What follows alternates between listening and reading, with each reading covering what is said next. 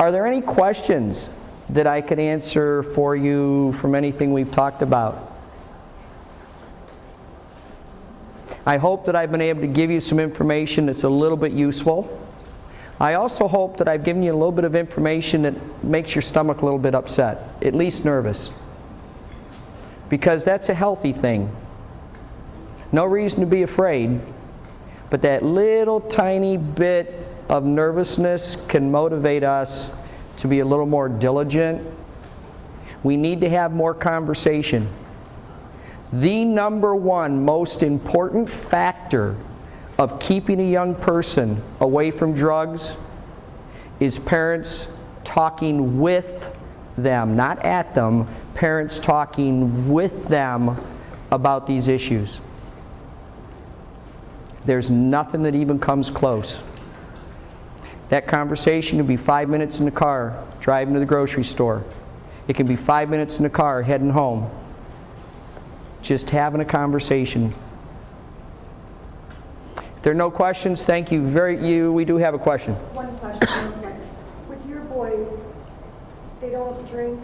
What if they drive with friends to a party where there's drinking? Do you have a policy where you allow them to call you to pick them up, or? The question is, what if my boys are at a party and there are people at that party who are drinking, and what is the policy we have in our house? The policy is very simple, and that is, well, and this gets into a bit of a story. When they were 9 years old, we started every year on their birthday to give them money for being drug-free. So they went from their 8th to their 9th birthday staying drug-free for that whole year. They got $50. And then their 9th to their 10th year, they got $75. And their 10th to 11th year, they got $100. And it keeps bumping up. And now that they're getting older, it's not bumping up by 25s, it's bumping up by 50s and 75s, because now there's more pressure and more involvement. Well, the first thing is all their friends know that they're getting this money if they stay drug-free. And the second thing that my sons know is that this money is not going into college fund. They actually get it. And they can use it for things, and they have been using it. My older son used it to pay his car insurance this year. That's a pretty good perk.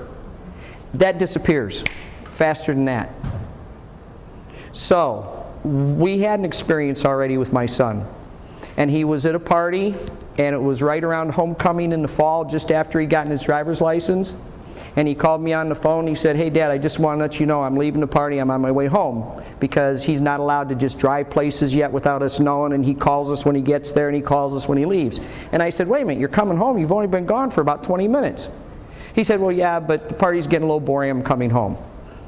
And then he said, "Could I have a couple friends come over?" And I said, "I don't have any problem with that at all, but you know they're not allowed to get in the car with you." And he goes, "Oh, no, they're going to drive, but it'd be okay if they came over." I said, "Yeah, I have no problem with that." He came home with 3 friends. So they're all down in the basement, and they're playing pool, and they had a good time for a little while, and we got some pizzas and stuff, and then everybody left, and I started talking to Scott, and I said, "You were only at this party for, that long. What was going on?" He said, "Oh, parents started drinking. I didn't want to be there." That wasn't even kids drinking. Parents started drinking. I didn't want to be there.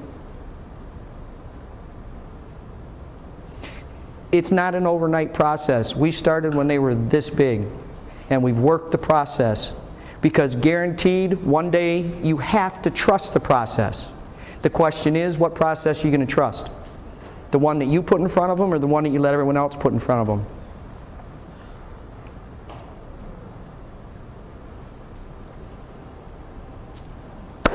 Thanks. Thank you, Kelly.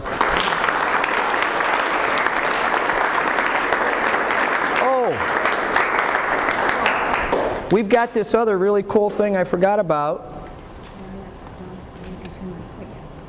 Okay, we're not going to turn it on quite yet. But when you're ready, it's here. Thanks, Pat. You're welcome. One of the things that I just want to introduce you, these are kids that are from our huddle group. In case you don't know, we have a huddle group is a group of kids that do peer leadership. They actually go into the middle school, and they lead 8 lessons throughout the school year on anything from peer pressure to bullying, drugs and alcohol. We've actually, a lot of our huddle members are here today. One of the things that they did, and these kids also, they take an oath to lead drug and alcohol-free lives. So they participate in these activities, not only as leaders, but also that they are, making healthy decisions. One of the things that these kids did in the fall is that they applied for a grant from the Drug Free Action Alliance, a $500 grant, to develop a prescription drug awareness program.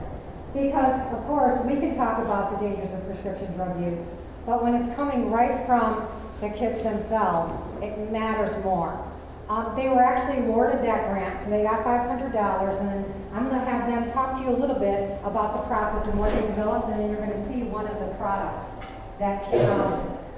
So, Erin Proctor, Margaret Barber, okay. I'm Kayla Novell. And like Mrs. Miller said, we're all juniors at the high school, and we're all involved in public, also pre-script. And it was actually, I thought it was a really rewarding, different thing for us to do. We had a pharmacist come down and she talked about prescription drug use, and we decided we made public service announcements about like different, for some are going to air on BTV and some are going to actually air at our schools about how parents, like what the parents don't know what's going on, and try to prevent it for kids. And that's actually what we're going to see later. And we definitely we did a school one too, PSA, and we found a statistic that we thought was kind of interesting. It was 1 in 5 kids use prescription drugs every day. So we kind of took that and incorporated it into a PSA. a lot of us didn't know about all the effects of prescription drugs and how it affects us or how many people were using it. And after we had been educated a little bit more about it, we learned just how much it affects us. So this is where the public service announcements came for our school, as well as some for parents who don't know about the prescription problems or don't notice that their kids are stealing drugs. So they are a little bit more educated like we are now. Also, everyone received a red folder, and inside we have our pamphlet. And as you can tell on the front, upcoming this Saturday from 9 a.m. to 1 p.m. is going to be a disposal where you can actually bring all your prescription drugs and correctly dispose of them, because some people will just, quite frankly, just throw them down the toilet and flush away and not think there's any consequences by doing that, which there are. And in one of our PSAs, you can see that there are consequences of disposing them incorrectly. So there's different locations at Body Heights, Shaker Heights, City Hall, and Solon Senior Center, and that you can bring all your prescription drugs that you don't use anymore. They're just old, and they can come correctly dispose of them. One thing we learned when the pharmacist came to talk to us was that when you flush your prescription drugs, like what I thought that's what you're always supposed to do, but we found out that they actually end up back in your water system, and you end up taking estrogen, and like that really mess up your body. So. And state of Ohio, I think, they're actually getting involved. They want to air, they wanted to air our PSAs on TV, so this is actually going a lot further than things we wanted, which is good. Are these kids amazing? The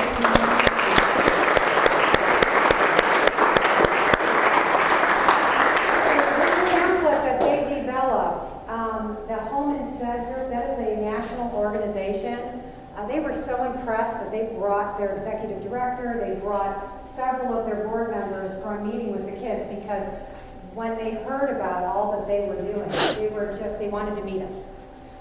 So this brochure that they developed, Cryo Center down at Cleveland Clinic, and all the Cleveland Clinic pharmacies have this brochure that they're putting in the pharmacy bags. The kids were actually mentioned last week on Channel 3, and this week on Channel 5 they're doing a story on the actual disposal, proper disposal. We sent them the PSAs, they have sent those to the TV stations. So they've never experienced a group of kids who have taken hold of a concept like this and have really run with it. And as you can see, they learned a lot of stuff too that they didn't know.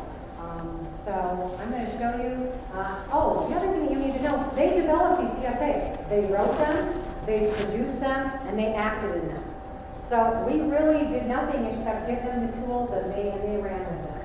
So this is the one PSA for proper disposal. Erin Proctor wrote it. Erin, could anyone help you with that? No, this is all me. It was all her. So she not only wrote it, produced it, but she also acted it. So I'm going to let you take a look at it. Do any of you have any questions of them before we show it? Do you have questions? No?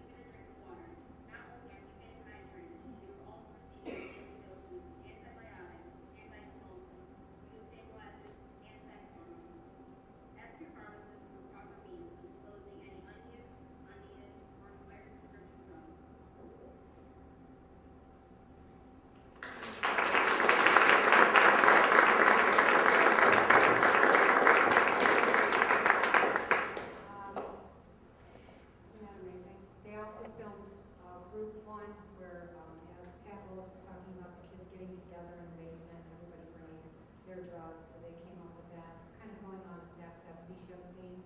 And we filmed that in the senior lounge at the high school. And they also used what other statistic did you use for the hallway scene? 1 in 5 kids will use, so they have 1 in 5 kids walking down the hallway, and then the voiceover comes on to signify that, it could be anyone. It's not just that kid or this kid, it could be anyone from any group. So I'm just so proud of them, and I'm so glad that they were able to, yes. Did they tell you why the filtering system does not filter out the drugs? Because I think that's why all of us are surprised. We think it goes to the treatment plant and it is filtered. Do you all remember what you said? I'm not sure they went into the specifics of how it gets in the water, but at least it goes through. I know some of it, it's not supposed to be flushed. And there must be some reason why it's not being filtered out, chemically or something. The hormones, the drugs that she mentioned, you're actually supposed to be putting them in coffee grounds or disposing of them in your garbage, because our current water treatment systems, the particle of those drugs, they are so fine that they go right through, even though they go through, they are treated, it does not pull out those drugs. And so what they're finding is that when they just take table of tests of the water table, there's estrogen, there's amoxicillin, there's drugs that just don't get taken out. And if you think about it, 25 years ago, a ton of women were on estrogen. Well, when estrogen all of a sudden became linked with cancer, where do you think all that medicine went? Because apparently I also thought too that it was okay to flush, and it really isn't. The drugs that are making it past the filtering systems are the ones that are not biodegradable. Our filtering systems work in the arena of the biodegradables to clean them up, and the drugs that are getting through are the ones that are not biodegradable. That's what the issue mostly is. There's a very good website to go to. It's called notinmyhouse.org. If you go to notmyhouse.com, that's a heroin website. Notinmyhouse.org, and it really talks to adults and seniors about how to properly dispose of medications. It's a very, very good website. It's got some really nice videos on it. I tell kids to go there all the time. It's a great website, but that was awesome, Pat. Very nicely done.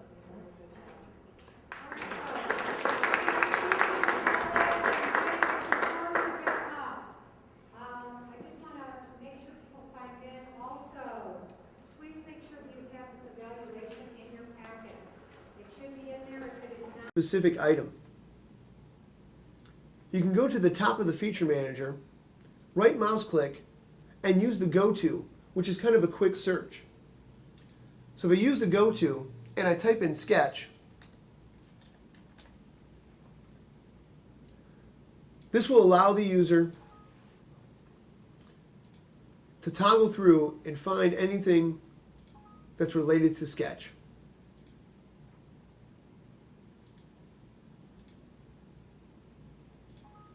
This makes it very helpful once you start naming features to find things a little bit easier.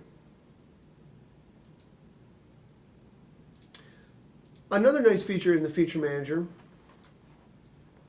is the rollback bar.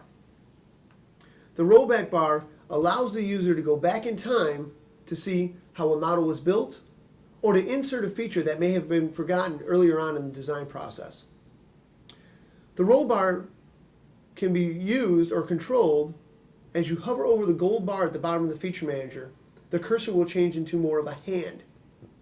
If you hold down the left mouse button, this will allow the user to go back in time to that first feature. You can use the hand to step through the features of the model, or you can use the arrow keys to kind of walk through a model to see how a model was built, feature by feature.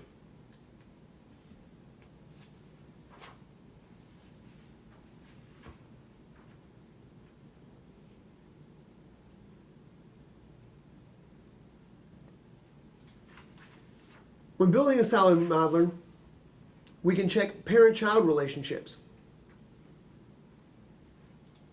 Parent-child relationships are relationships that are developed as the model is being built.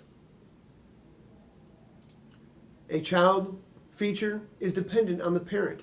So if the parent is removed or deleted, the child feature will disappear as well.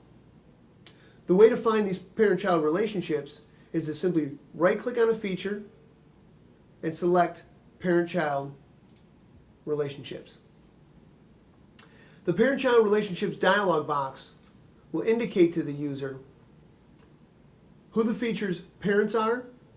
In this case, I right-click on the circular boss and I find that the base plate and the vertical plate, as well as this circular plane, are the parents to the circular boss. A child of the circular boss is the wall thickness. Inside this dialog box, I can double-click on any of these features to find out who their parents and children are.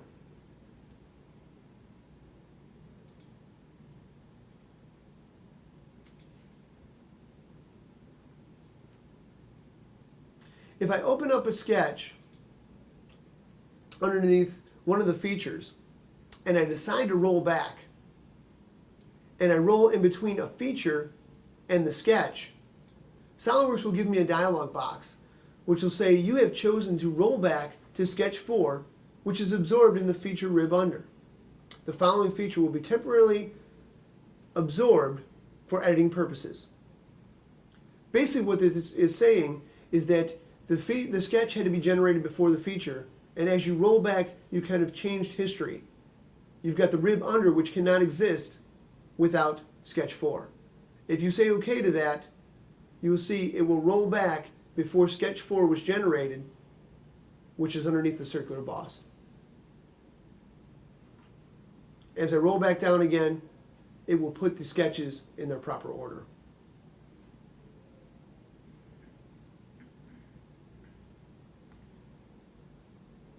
We'll roll to the end by right mouse clicking in the Feature Manager and selecting Roll to End, and make some modifications.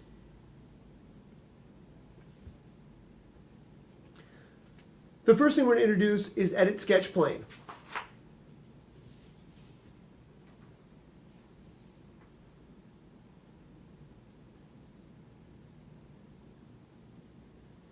Give me a timeout on this one. Edit Sketch Plane.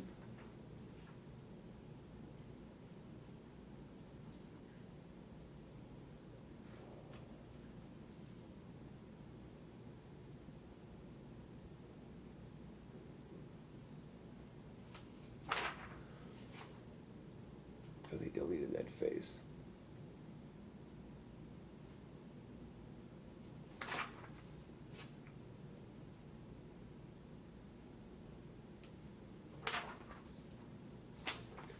Oh my gosh, they really made this simple. See, they got Edit Sketch Plane because the way they built this, which feature are they doing?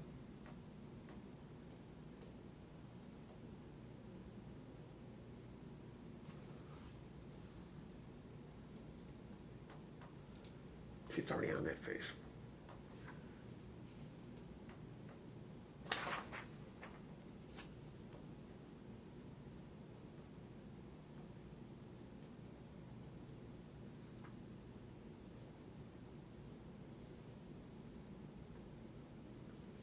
You know what I can do? I can just talk through this one. I'm gonna do the clicks on it. You're gonna pick it up with what, edit sketch plane? Yeah, yeah.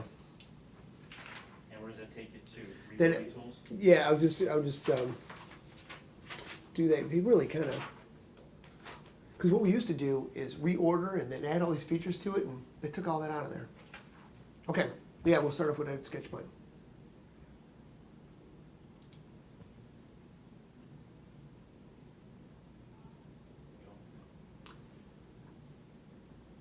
A new option we'll explore is editing the sketch plane.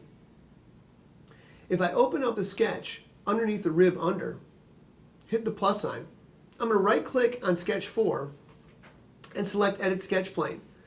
This will allow me to select a different planar item, whether it's a reference plane, datum plane, or another face to position that sketch.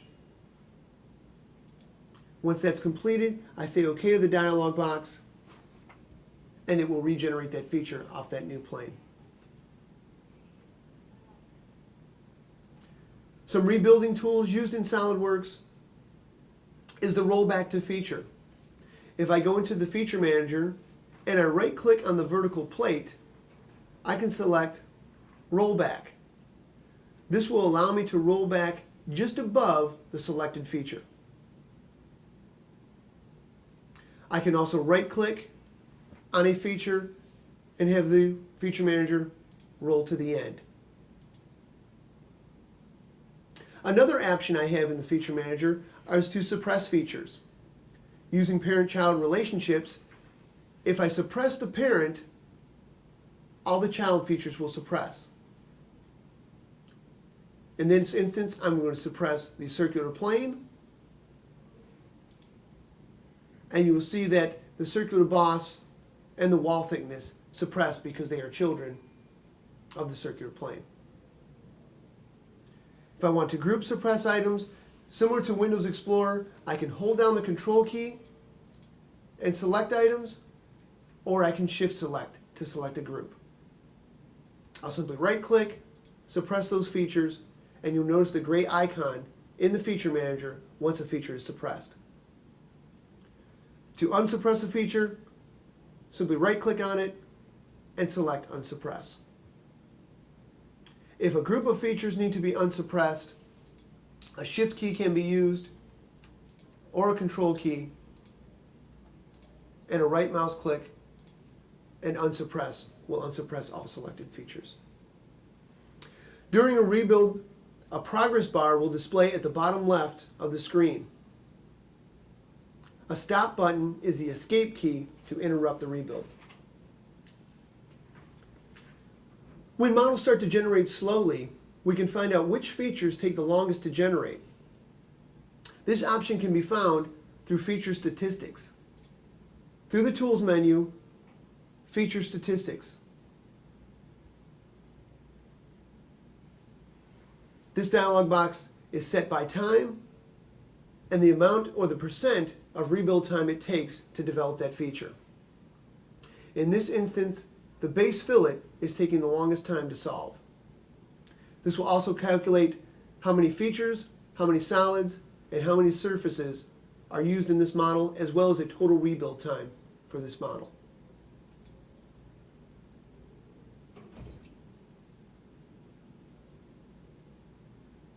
Some items that affect rebuild times.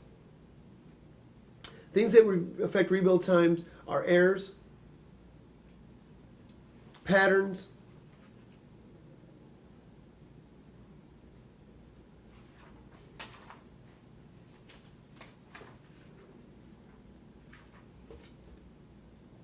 I think they reference a different one. Man, actually, you gotta finish it up there. Yeah, 'cause that's the end of the chapter. Yeah. Lesson. So let's take that again. Yeah, let's do. What affects? Yeah, let's do what affects rebuild times.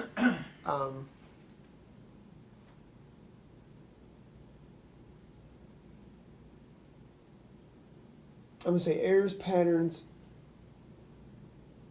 What's the first thing in my?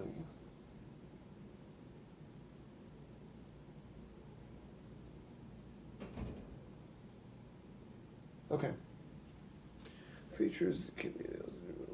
They don't even tell you really.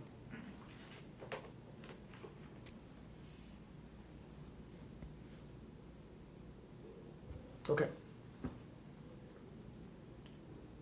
What affects rebuild times are errors in the model, complex geometry or surface data, some things that can be used to improve performance are suppressing features that take a long time using the feature statistics, as well as cleaning up errors and making a more efficient model. Ian. Yeah, keep it there.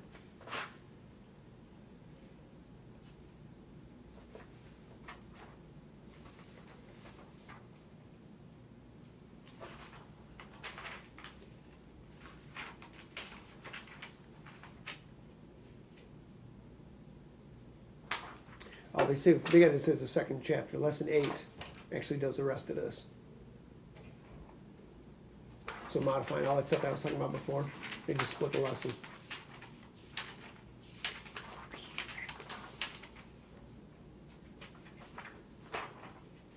Cool.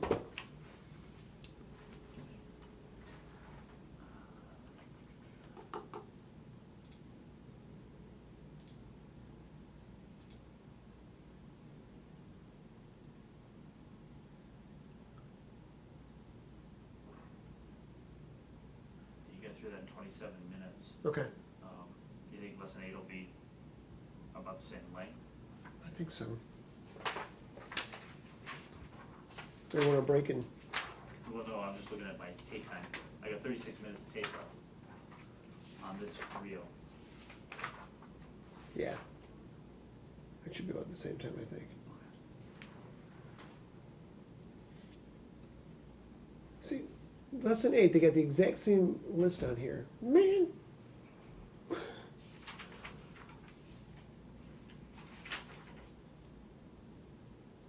All right, this one I'm going to read from 251 instead of this PowerPoint.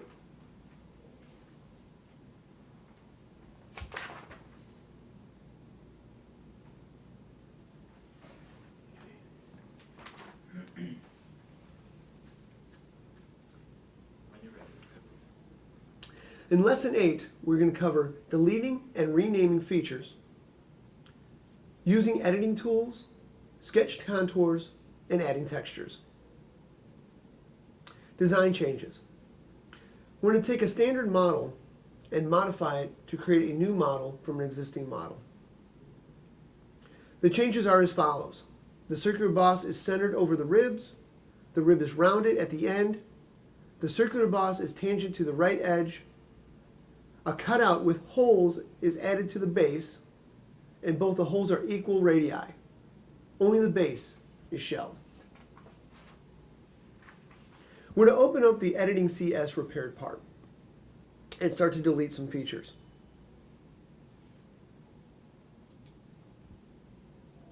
Remember, when deleting features, child features are also deleted, similar to how you suppress items. So if you suppress something and other items disappear, that same thing will happen when deleting. Be sure to look at the dialog box when deleting features. Let's edit a feature. On our wall thickness, we're going to reorder our wall thickness so that it is part or only part of the base feature.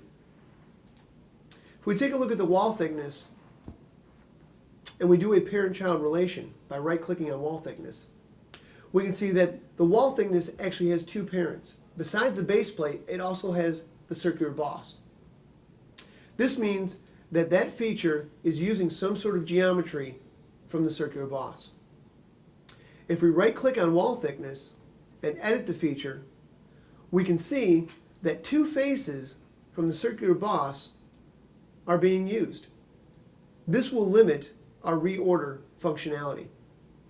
I'm going to cancel that dialog box and just kind of show what happens when we try and reorder and put a child above the parents. If I hold down the left mouse button and drag the wall thickness, you can see as soon as I get past the circular boss, I get a no symbol, indicating that I can go no further than the circular boss, or just underneath the circular boss.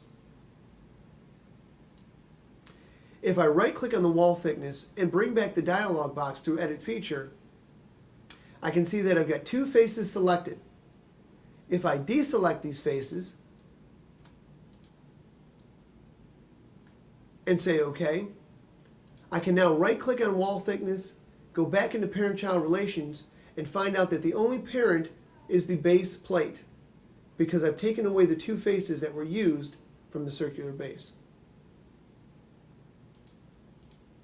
Now if I reorder the wall thickness, I can drop it underneath the base fillet, and now the program only shells the base plate and uses the fillets. The next step we're going to explore is editing the sketch. On the vertical plate, we're going to modify Sketch 2. I'm going to right click on Sketch 2, edit the sketch, and go to our front view.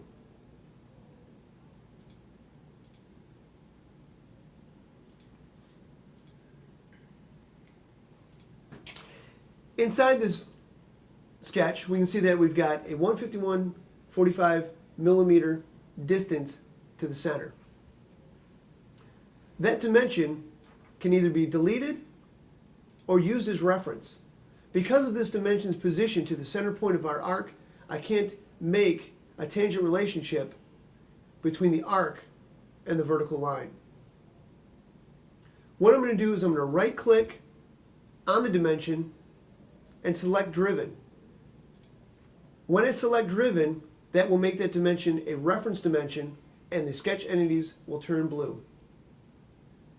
In SolidWorks, it's best to drag your geometry to the closest solve. If I leave the geometry where it exists currently, SolidWorks will take the closest tangency and build the closest tangent relationship based on the arc and the line selected.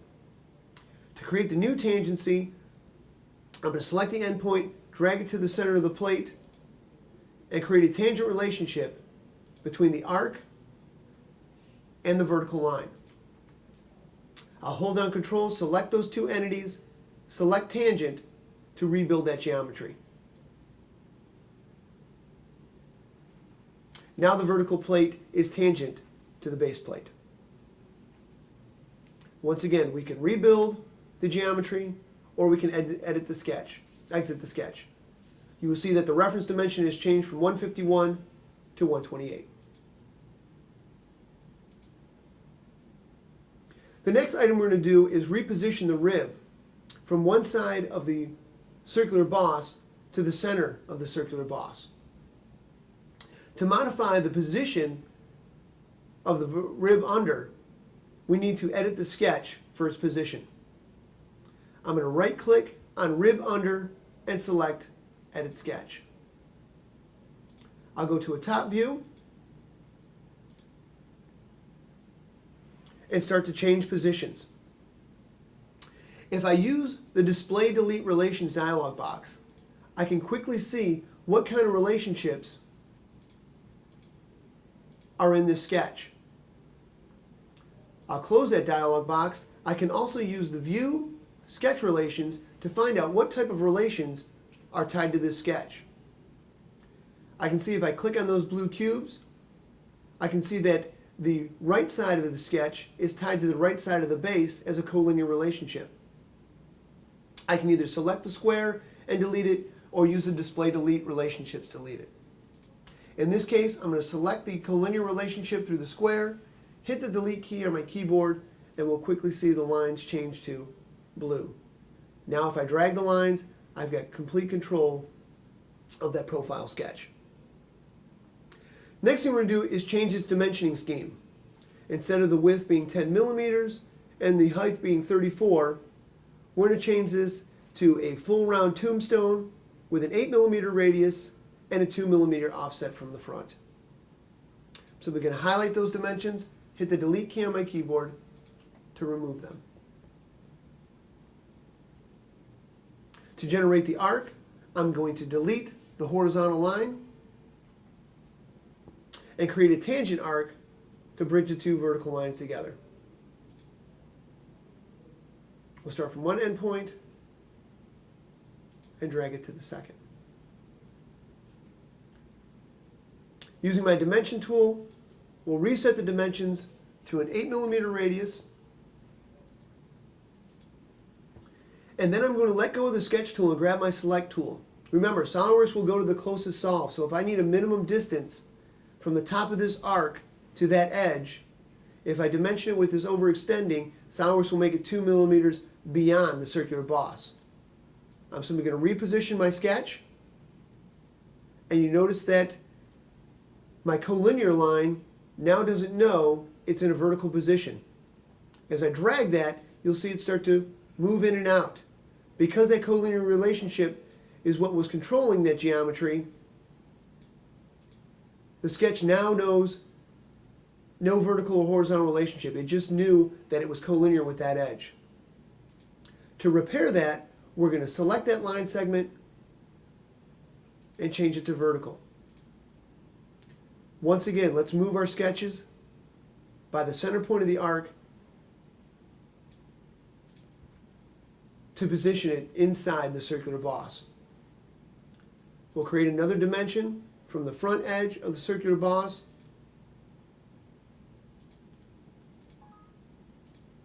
to the front edge, or to the arc of the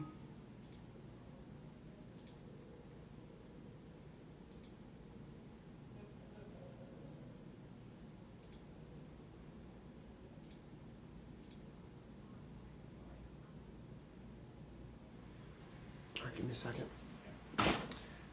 Damn software. Cripes. You'll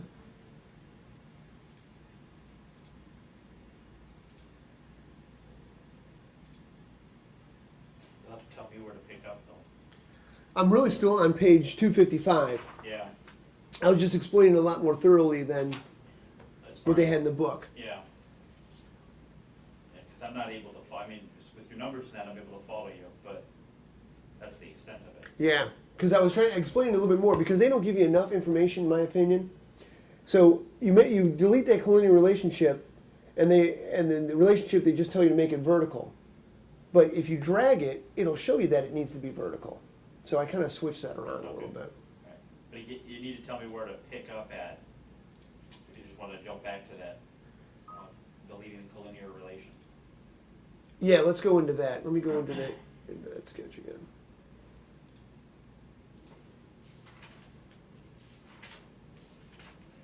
All right, we can pick it up from adding the second dimension.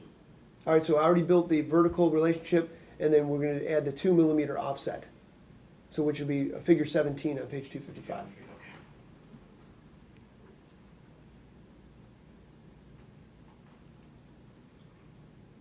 Whenever you're ready. Now we'll add the 2mm offset from the front edge of the model to the radius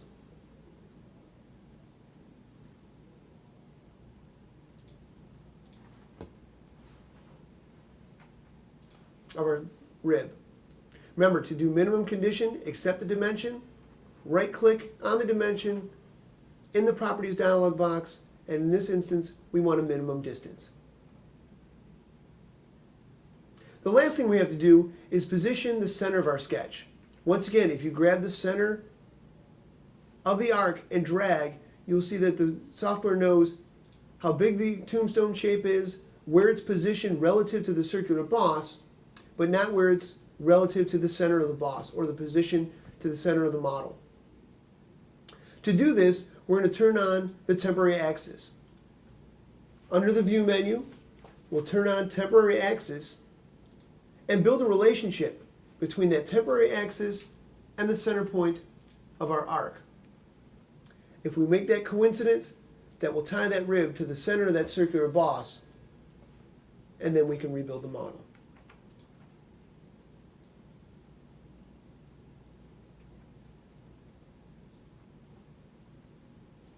From here, we're going to reuse the edit sketch plane.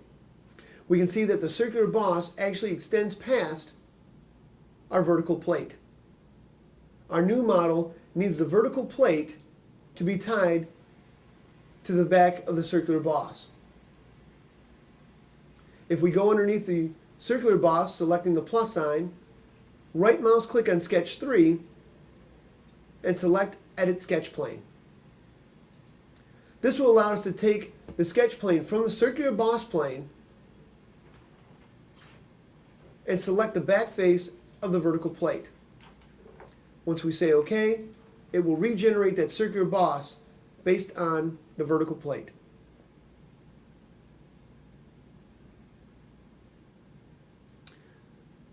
The circular plane can now be right mouse clicked, check the parent-child relationships, see that there are no children of the circular plane. In that instance, we can right click and delete that circular plane. It's no longer being used. The last fillet we're going to modify is the circular fillet. We'll right click on the circular fillet, edit that feature to add more edges, similar to how we did in the ratchet. We're going to select the closed corner on the end and apply those changes.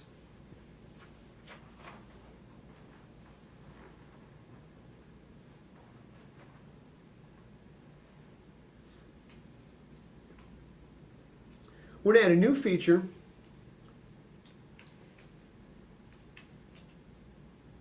to the model, and we're going to do this just before the wall thickness. So we're going to remove the counterbore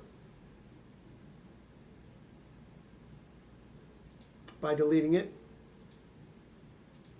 And we're going to use our rollback to go just before the wall thickness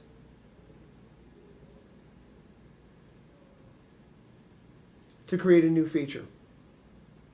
To roll back, we can right click on wall thickness and select rollback. Select the top face and generate our sketch. So we'll right click on the top face of the base plate, insert a sketch, and let's go to a top view. We're going to start with the center line that connects to the midpoint of the back edge of the plate.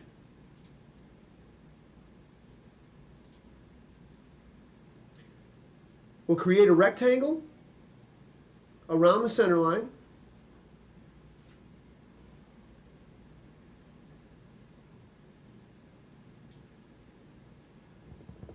All right, give me a second on this one. I think they already got the sketch in here. Are you on rollback on 258? Yeah, they have the sketch already built, so I'm going to have to back up. Let me build this sketch. There's that sketch.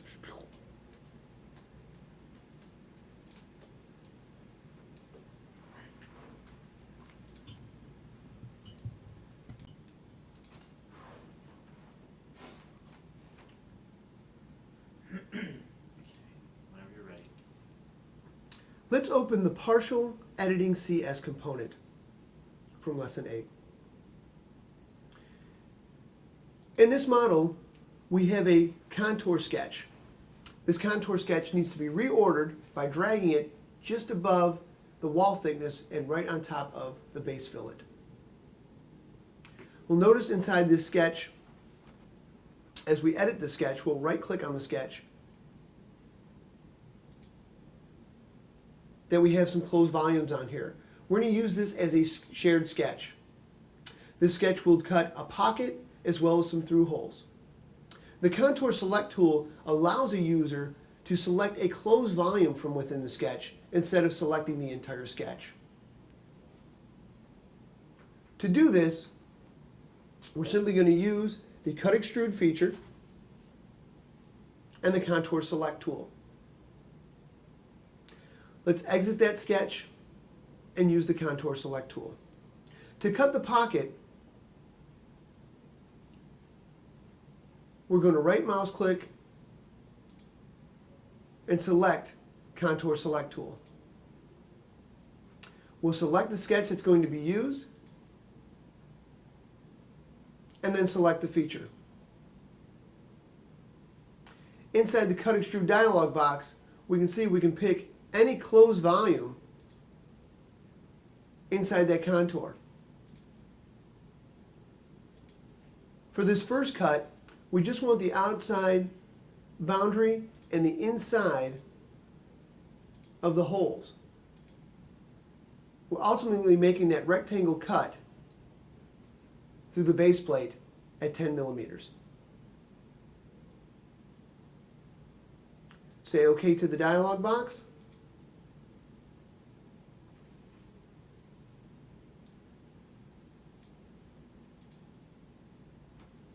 And apply that feature.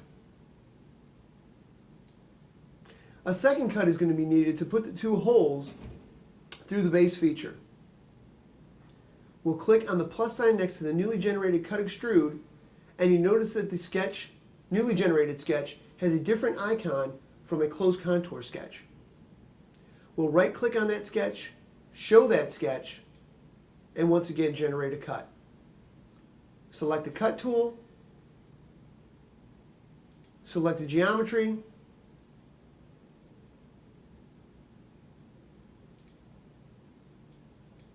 and select the closed contours needed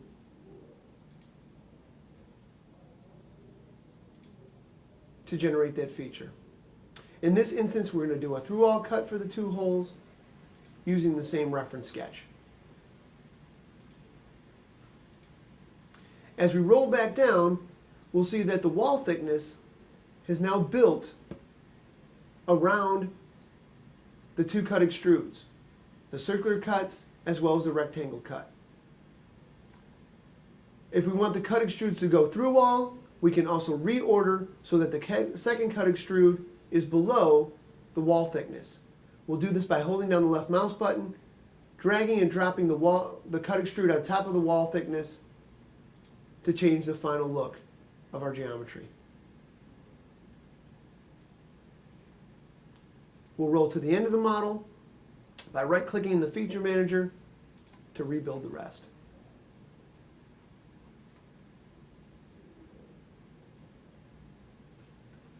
Copying fillets can be done by using the Control key.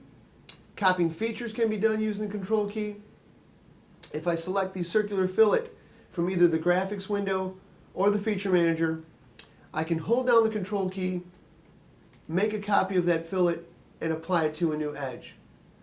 Let go of the mouse button first, and then the Control key, and a new fillet has been generated underneath the circular fillet. If I right-click on that fillet and edit that feature, I can add more edges to that dialog box. The next thing we're going to explore are section views. Section views on the solid model to kind of get a clear idea on what's going on in the solid. To create a section view, we can view, display, section view, or we can use the icon from the toolbar. A section view by default will use the front plane or the XY plane. This can be changed to the top plane by selecting the icons or the right plane by selecting the icons. I'll go back to the front plane and you'll see some drag handles right on the section plane. This will allow the user to cut into the model at a specified distance. We can also angle the sketch plane or the cut plane in either the X or Y direction. A second section can also be made from a different plane and dragged to get a multi-section view.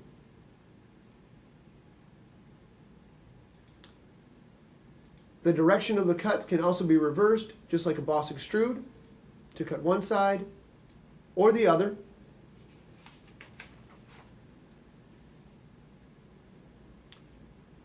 A section view can also be saved as a stored view at the bottom of the dialog box.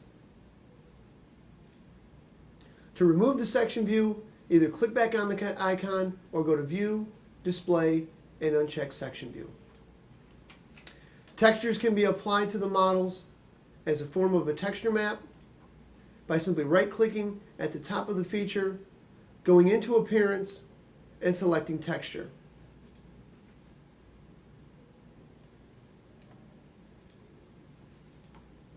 Similar to the material library, a whole library of SolidWorks materials or texture maps are added to the library. These can be specified materials or they can be user-defined materials.